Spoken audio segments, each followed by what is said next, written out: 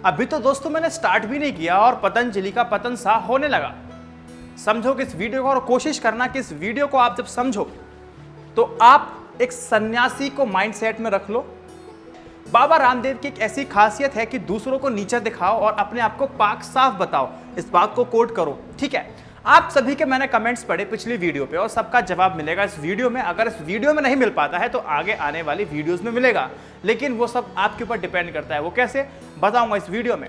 नमस्कार दोस्तों, मैं हूं वैभव, आप देख रहे हैं इंफोटेनमेंट न्यूज इनसाइट। चैनल को सब्सक्राइब, नोटिफिकेशन बेल आइकन को दबा दीजिए ताकि आप रह सकें अपडेटेड और ऐसी ताजा तरीन खबरें विद वेल रिसर्च आपको मिलती रहें। चलिए इसकी शुरुआत कर देते हैं। मैं आप सभी को एक बात शुरुआत में ही क्लियर कर देता हूं कि बाबा रामदेव का डीएनए इस नाम से सीरीज बनेगी और आप लोगों को हर एक बात, हर एक चीज क्लियर करने वाला हूं, शास्त्रों से लेकर के वेदों तक और साइंटिफिक रिसर्च से लेकर के लेटेस्ट रिपोर्ट तक, और ज्यादा लॉजिकल रहने की कोशिश करूंगा। बाकी मैं आप सबको बोलने पे मजबूर कर दूंगा, ये मैं इसकी गारंटी देता हूं। अगर आपको मुझे सपोर्ट करना है तो आपको कैसे करना होगा, इस वीडियो को तो लाइक करना ही करना है, शेयर तो करना पड़ेगा और अपने सवाल #बाबा डाल करके सवाल पूछने हैं और उसको हर वीडियो में मैं लूंगा। और सबसे ज्यादा कोशिश करना कि शेयर करें, क्योंकि थोड़ा प्रोत्साहन मिलता है, मोटिवेशन लेवल थोड़ा ठीक हो जाता है। ठीक है, चलिए अब आते हैं मुद्दे पर। अच्छा, आप लोगों को याद है कि डिस्कवरी जीत पर बाबा रामदेव का एक सीरियल आया था। चलो उसको सीरियल तो मैं नहीं बोलूंगा, एक नाटक ज्यादा था वो, स्वामी रामदेव एक संघर्ष। ठीक है, अब उस पर ब्राह्मण समाज ने अपना कड़ा विरोध जताया था। ब्राह्मण समाज ने कहा था कि सीरियल में बाबाओं और ब्राह्मण समाज की जो छवि है उसको ध्वस्त करने की कोशिश की जा रही है और गलत तरीके से प्रस्तुत किया जा रहा है।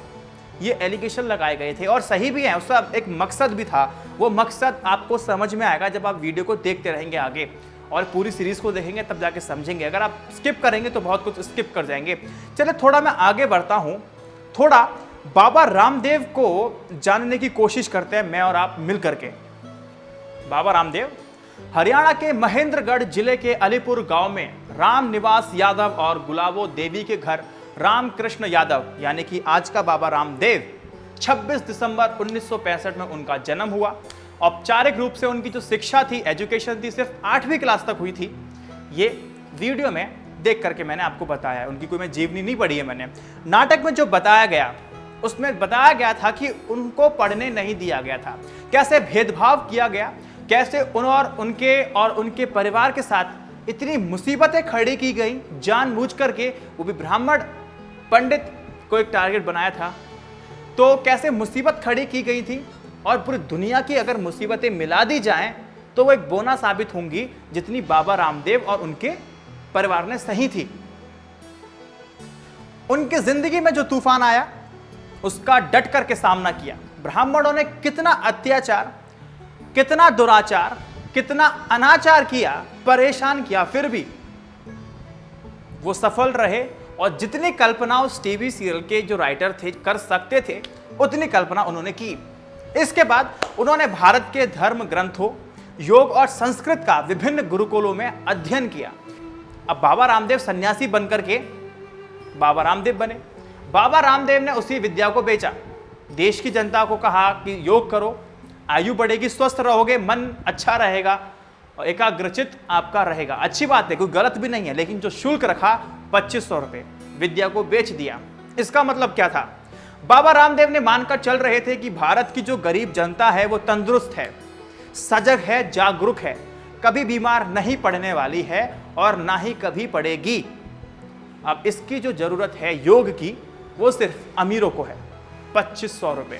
और वहां अगर आप जाके ठहरेंगे तो जो एसी आपको जो कक्ष मिलेंगे, जो रूम मिलेंगे, वो मिलेंगे 9000 के, और नॉन एसी लेते हैं आपको 2000 कम यानी 7000 देने होंगे। ये स्क्रीनशॉट जो आप देख रहे हैं, ये स्क्रीनशॉट मैंने उनकी वेबसाइट से ही निकाला है। ठीक है, जब बाबा रामदेव ने भारत के धर्म ग्रंथों, योग और संस्कृत का विभिन्न गुरुकुलों में अध्ययन किया है, वे सन्यासी बनकर के बाबा रामदेव बन गए। तो मेरा सवाल यह है कि फिर उन्होंने विद्या को क्यों बेचा जा रहा था? शास्त्रों में साफ साफ इसका निषेध है। तो जो उन्होंने धर्म विद्या जो पढ़ी है वो कौन सी और किस गुरु के दिशा निर्देश में पढ़ी है, पता नहीं। अगर पढ़ी भी है तो इतने अज्ञानी क्यों रह गए, या मैं यूं कहूं कि आपके सेंटिमेंट्स का फायदा उठाया, आपके विश्वास का फायदा उठाया, आपके आस्था का फायदा उठाया और अंतिम में आपके अज्ञानता, इम्प्रॉपर नॉलेज की वजह से इसका पूरा फायदा उठाया और पूरा एक बिजनेस खड़ा कर दिया और आपको अभी भी समझ में नहीं आ रहा है, नहीं आएगा कभी भी। आप ये सब तब समझेंगे जब पूरी सीरीज को देखेंगे और मैं कोशिश करूंगा कि आप आसानी से समझा सकूं। अब थोड़ा सा आगे बढ़ते हैं, आपको लगेगा कि कुछ बातें अधूरी हैं, लेकिन सीरीज आगे बढ़ेगी, समझ में आ जाएगा। पतंजलि और मोदी दोनों में सिमिलैरिटीज क्या हैं, बच्चा बच्चा जानता है, क्योंकि पब्लिक का पैसा पब्लिसिटी में, एडवर्टीजमेंट में फूंका गया है। पैसे को फूंकना और खर्च करना बहुत बड़ा अंतर है। हाथ में मोदी सरकार की बता दूं, उन्होंने विज्ञापन में, एडवर्टीजमेंट में 4,343 करोड़ रुपए खर्च किए हैं और बाबा रामदेव ने तो 570 करोड़ रुपए, अप्रॉक्स $85.6 मिलियन एडवर्टीजमेंट पर खर्च किए हैं। तो पैसा किस कदर फेंका जा रहा है और सब डिटेल जो है मैं आपको डिस्क्रिप्शन बॉक्स में इसका लिंक दे दूंगा, वहां जाकर के आप पढ़ सकते हैं। As simple as that. जब दिन अच्छे चलते हैं तो ये कहावत जो मैं आपको बता रहा हूं वो चरितार्थ होती नजर आती है। जब इंसान का अच्छा वक्त चल रहा होता है तो मिट्टी ही को अगर वो छू दे तो वो सोना बन जाती है। ऐसा ही कुछ बाबा रामदेव के साथ था कि शुरुआत में बहुत अच्छा हाइक मिला इनको, लेकिन कुछ ऐसा हुआ बाबा रामदेव के साथ, शायद आप उससे परिचित होंगे, फेमिलियर होंगे, अगर नहीं भी हैं तो मैं आपको थोड़ा बता देता हूं।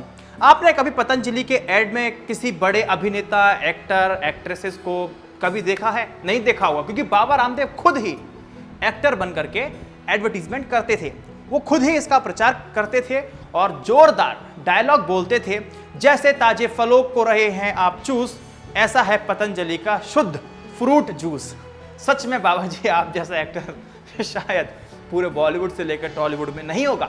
चलिए, अक्सर आपने बाबा के मुंह से सुना होगा कि बाबा रामदेव कहते थे कि संकल्प लीजिए 15 अगस्त को विदेशी चीजों का त्याग करेंगे। 1906 में विदेशी कंपनियों का त्याग किया गया था। ईस्ट इंडिया कंपनी देश को खूब लूटा, बाबा के सशब्द। और पतंजलि, और मैं आपको बता दूं, और पतंजलि विदेशी तकनीक से देसी करके स्वदेशी का भाव पैदा कर दिया और फिर आप लोगों की जेब को ढीला कर दिया। और स्वास्थ्य तो जैसा भी है मैं बताऊंगा। जिस गाड़ी से वो चलते हैं वो विदेशी, जिस फोन का इस्तेमाल करते होंगे वो भी विदेशी, सामानों को बनाने के लिए मशीन होगी, मशीन जो है वो भी विदेशी। नमूने देखिए कुछ। एक रिपोर्ट ने यह खुलासा किया है कि रामदेव ने विदेशों में करोड़ों रुपए का लेन देन किया है। सूत्रों के मुताबिक जांच के दायरे में 64.49 करोड़ की राशि है। बाबा के लगभग 11,000 करोड़ रुपए के साम्राज्य में 5 ट्रस्ट हैं, जिसमें 3 ट्रस्ट भारत, एक अमेरिका और एक ब्रिटेन में है। कि रामदेव जो अपने पेय पदार्थों को लेकर विज्ञापन करते रहते हैं, उन्होंने रेडी ड्रिंक, सॉफ्ट ड्रिंक्स बेचने के लिए अमेरिका टू मल्टीनेशनल पैकेजिंग कंपनी टेट्रा से हाथ मिलाया है। अब बात करते हैं बाबा रामदेव एज बैड बाबा। अच्छा, आपको शायद पता होगा कि बाबा के कुछ जो एडवर्टीजमेंट थे, कोर्ट ने कहा कि भैया टेक डाउन कर लो, ये अब पब्लिकली शो नहीं किए जाएंगे। बाबा की कई खासियत हैं कि दूसरों को नीचा दिखाओ और अपने आप को पाक साफ सामने दिखाओ। आपको पता होगा जब घी सीधी उंगली से ना निकले, ना टेढ़ी उंगली से निकले, तो आपको हाथ को कर लेना चाहिए। रैकेट बैंकिजर ने याचिका दायर की थी। उन्होंने आरोप लगाया था बाबा रामदेव के ऊपर कि विज्ञापन डिटॉल ब्रांड की छवि को खराब किया जा रहा है। HUL, हिंदुस्तान यूनिलीवर, यह याचिका बॉम्बे हाईकोर्ट में पतंजलि के टॉयलेट साबुन टीवी विज्ञापन पे रोक लगा दी थी। इस याचिका के बाद डिटॉल बनाने वाली कंपनी रैकेट बैंकिजर के मुताबिक विज्ञापन में ऐसे साबुनों को दिखाया गया, बिल्कुल हूबहू जो शेप है, उसका जो साइज है, जो कलर है, उसके प्रोडक्ट के जैसा है। वही विज्ञापन इसे डिटॉल बताया गया था। डिटॉल है और डिटॉल बताया गया था। इसका लिंक मैं दे दूंगा, आप जाकर खुद पढ़ सकते हो। क्योंकि अब ऐसा नहीं कि सिर्फ एक के साथ हुआ है, अब दूसरे वाले ऐड पे आ जाओ कि क्या क्या हुआ है। दिल्ली हाई कोर्ट ने बाबा रामदेव का जो पतंजलि का आयुर्वेदिक लिमिटेड को च्यवनप्राश के विज्ञापन को प्रकाशित करने के लिए रोक लगा दी थी। ये कार्रवाई जो हुई थी वो किसके कहने पर हुई थी?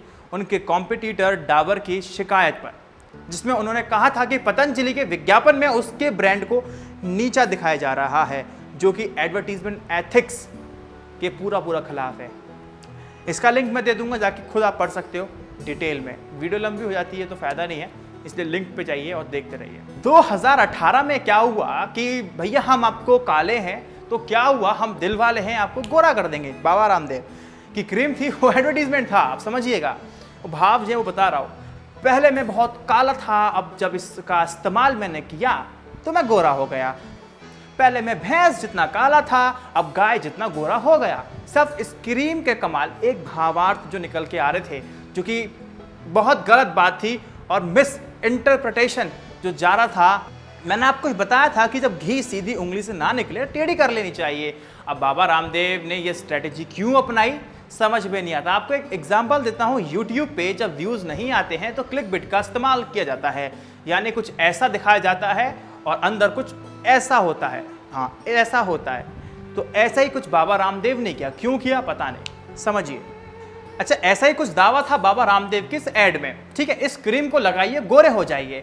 गलत तरीके से अपने ब्रांड को बेचना चाहा, पूरी कोशिश की थी कि बिक जाए।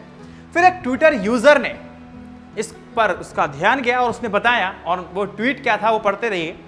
उन्होंने क्या ट्वीट किया था, अब जिसको लुटेरा कहा, मिलावटी कहा, अब बाबा रामदेव उसी रास्ते पर हैं। ये इस ट्वीट का भावार्थ है, आप देखते रहिए। तो बाबा रामदेव भी झूठ बोल करके अपना ब्रांड बेचने की कोशिश कर रहे हैं, तो बाबा रामदेव में और उसमें बड़ी बड़ी MNCs में क्या अंतर है। अच्छा, फिर क्या रिप्लाई आया वो थोड़ा मज़ेदार था। उनका जो रिप्लाई, उनके ट्विटर हैंडल पे जो रिप्लाई आया वो ये था, देखिए। यह मात्र एक अनुवाद की गलती है, हमारे हिंदी के विज्ञापन में कहीं डार्क कॉम्प्लेक्शन का जिक्र नहीं है। तो ये मतलब एक पूरे हथकंडे जो अपनाने की कोशिश की थी। आज पतंजलि हर छाया हुआ है हर जगह, वो ऐसा थोड़ी ना कि भैया मुफ्त में ही छा गया, नहीं। आपने अगर पतंजलि का इस्तेमाल कांग्रेस के टाइम में किया है इनके प्रोडक्ट का, तो आज उनके प्रोडक्ट का इस्तेमाल आप कर रहे हैं अभी तक, तो जमीन आसमान का अंतर होगा।